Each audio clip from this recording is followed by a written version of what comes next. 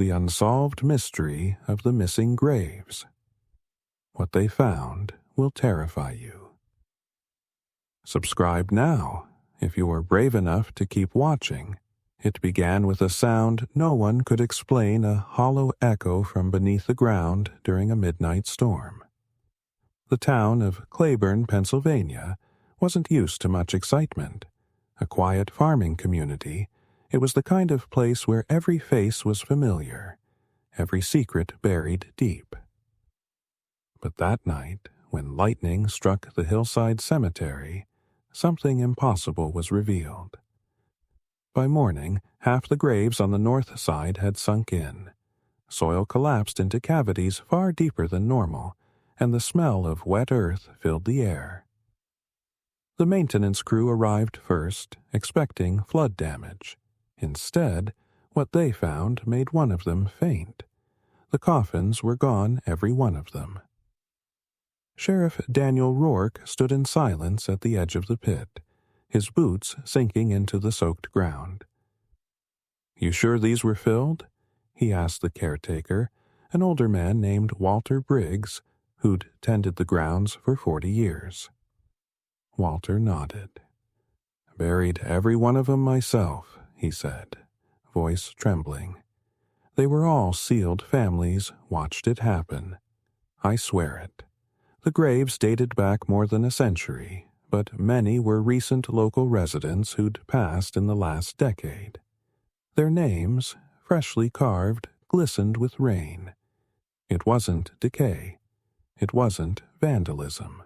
The wood, the nails, the bodies all were missing, as though swallowed by the ground itself." A team from the county coroner's office arrived, followed by state investigators. They treated the site like a crime scene, setting up lights and tarps. But the deeper they dug, the stranger it became. Beneath the graves, instead of solid clay, they found tunnels, narrow shafts, carved with unnatural precision, stretching deeper than the ground should allow. Rourke descended into one, flashlight shaking in his hand, and the boy's hair was cold, stale, carrying a faint metallic scent like old blood or rusted iron. His beam traced claw-like patterns along the tunnel walls, not made by tools, but by something that had dragged itself through. At the end of the passage, he found a chamber, empty but perfectly circular.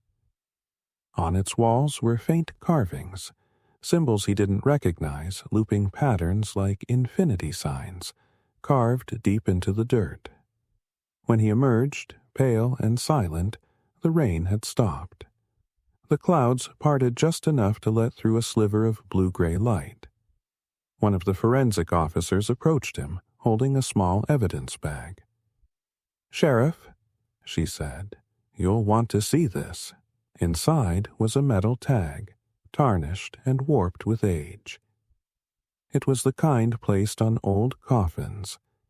The name stamped on it froze him in place. Daniel Rourke, born 1981, died October 14, 2024. He laughed nervously at fear, first, then demanded to know who planted it.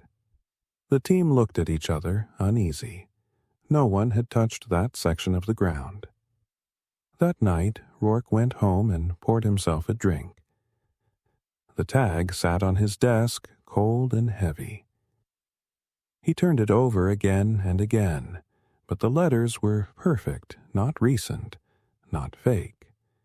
The kind of engraving that takes decades to tarnish. Outside, thunder rolled again. He walked to the window and looked toward the cemetery on the distant hill. Lightning flashed, and for a split second, he saw something standing among the open graves. A tall figure, pale against the dark sky. It turned its head toward him before vanishing with the next flash. Moments later, his phone buzzed. A message. No number, no sender, just 3 words. "Stop digging, Daniel." He stared at the screen, his pulse hammering. Then the phone buzzed again this time. An image. It was grainy, black and white, like old film footage. It showed the cemetery from above, the same open graves, and a group of men dead, standing beside them. One of the men looked straight into the camera. It was him. Only the timestamp at the bottom read, October 14th, 1924. The photograph haunted him. Sheriff Daniel Rourke had stared at it all night, the grainy black and white image with his own face frozen among a group of men who should have been long dead. Every instinct told him it was a trick, but no one in Clayburn had the skill or reason to fake something like that. The timestamp burned into the corner October 14th, 1904, matched the date engraved on the coffin tag, a century apart. By sunrise, he drove back to the cemetery. The storm had passed, leaving behind a mist that clung to the ground like breath from something buried alive. The air smelled of wet stone and moss. He parked near the maintenance shed and found Walter Briggs sitting on the steps, staring into nothing. "You shouldn't be here, Sheriff," Walter murmured, voice hoarse. "It's better when we leave them alone." Rourke crouched in front of him. "Walter, how many times has this happened?" The old Hua hesitated. "3, that I know of. Every 50 years, like clockwork. Graves open, names change, and someone from town disappears." He looked up, his eyes glassy. "And whoever finds their own grave." His words trailed off into silence. Rourke's pulse quickened. What happens to them? Walter didn't answer. Instead, he pulled something from his coat, another coffin tag, identical to the one on Rourke's desk. It read, Walter Briggs died October 14th, 1904. "Where did you get this?" Rourke asked. "Found it in the dirt the last time it happened," Walter said, his voice trembling.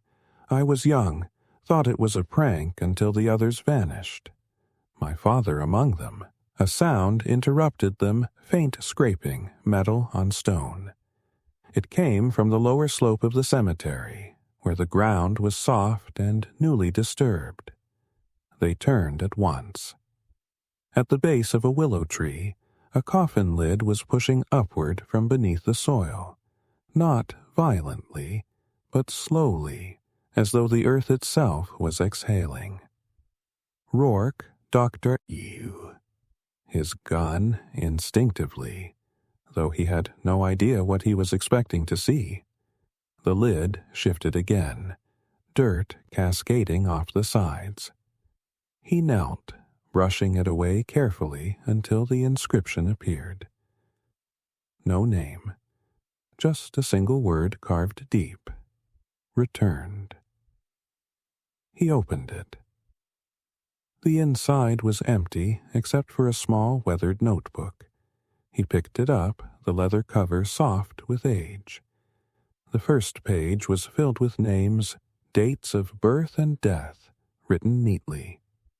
The last entry made his chest tighten.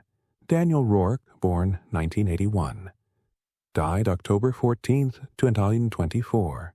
Cause, discovery. His flashlight flickered. The air shifted cold, and for a second he thought he heard whispering soft, rhythmic, like chanting carried through soil. He looked at Walter, but the old man was gone. Rourke turned slowly, scanning the fog. Walter? No answer. He followed the sound up the hill, the whispers rising, merging into one long, hollow moan that echoed beneath his feet. The mist grew so thick he could barely see his boots. Then he saw the figure, the same pale shape from the night before, standing by the old mausoleum. "Who are you?" Rourke shouted. The figure stepped forward, and his breath caught. It was him, or at least something wearing his face. Its eyes were empty, its movements slow, deliberate. When it spoke, its voice was his own. "You keep finding what you were never meant to." Rourke stumbled back, heart hammering. What are you? The one who replaced you? The one before? The one buried? He raised his flashlight, and the thing vanished into the fog, leaving behind only a faint echo. The word returned, carried on the wind. Panicking, Rourke ran back toward his car, slipping on the wet ground. When he reached it, the door was already open. Inside, his radio crackled to life. "Sheriff Rourke," a voice said. Static buzzed around the words. "We've got reports. More graves. All of them." The message cut out. "Reapy." "At that," he said. "All of them what?" The radio hissed. Then the voice returned, quieter this time.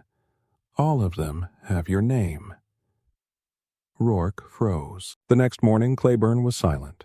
No birds, no traffic, no wind. Just a cold mist that rolled through the streets like something searching for warmth. Sheriff Daniel Rourke sat in his patrol car, staring at the radio that hadn't stopped hissing since dawn.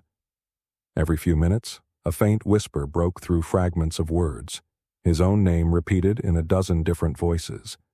He finally switched it off. The tag, the notebook, the photograph, all of it lay on the passenger seat, taunting him. He knew he should drive away, leave Clayburn behind. But something about the word carved into that coffin wouldn't let him go. Returned. He got out of the car and walked up the hill toward the cemetery.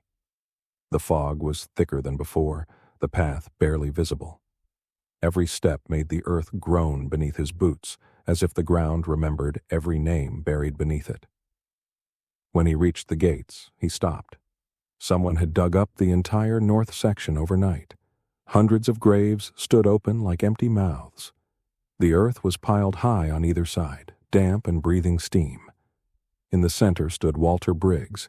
He wasn't shoveling. He wasn't moving. He just stood there, his clothes caked with mud, eyes fixed on something below. "Walter," Rourke called out. The old man turned slowly. His eyes were wrong now, blank, colorless like waterlogged glass. "It's too late," he said softly. "You woke them." Rourke's voice trembled. "Who did I wake?" Walter pointed toward the open pits. "Not who, Sheriff. When?" Before Rourke could speak, the ground shifted again. The graves weren't holes anymore, they were tunnels. Deep, symmetrical, spiraling downward into darkness. A low hum filled the air, vibrating through his bones. It wasn't sound, it was memory. He dropped to his knees as flashes hit his mind images that weren't his own. Men in old uniforms shoveling dirt under a blue moon. Women crying.